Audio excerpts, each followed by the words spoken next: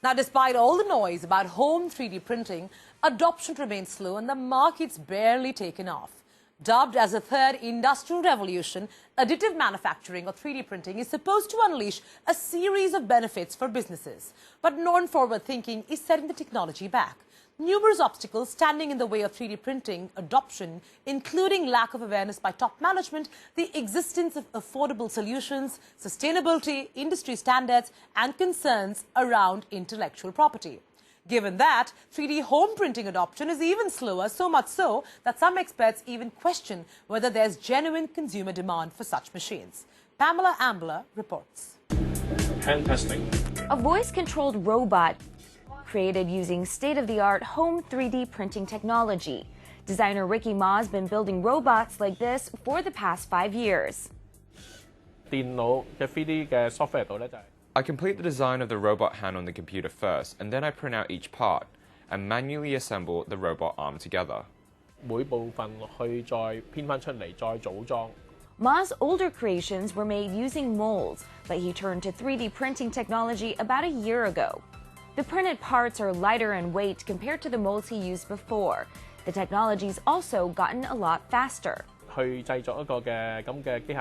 Traditionally, to create a body of a robot, it would take weeks, but now it'll take a few days to make a body. Modifying it is also easier.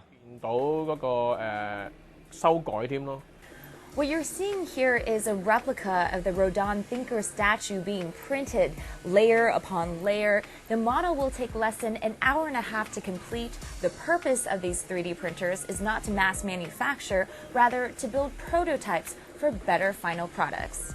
The plastics required to fabricate Ricky's latest prototype cost just $400, and the most basic 3D printers cost as little as a few hundred. It's been a lot more expensive in the past to prototype, 10,000 plus Hong Kong dollars to make a prototype, and it's outsourced. You don't have a lot of control over it, and when you go to do things like multiple iterations of design, you end up paying over and over again. It's like a vicious cycle. Despite the advances in speed as well as cost savings, 3D printing remains a long way off mass market adoption, and many in the sector are struggling to stay afloat. Last month, one of the biggest names in the industry, MakerBot, announced it was laying off 20% of its entire workforce.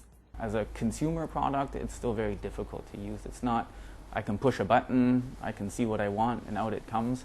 You still need to really know how to use 3D modeling, how to use CAD applications in order to make something happen. Still, increasing affordability as well as new software catering to designers of all abilities could yet turn the market around. And with stakeholders racing to take the lead in a crowded marketplace, it could just be a matter of time before sophisticated 3D printed products at home become commonplace.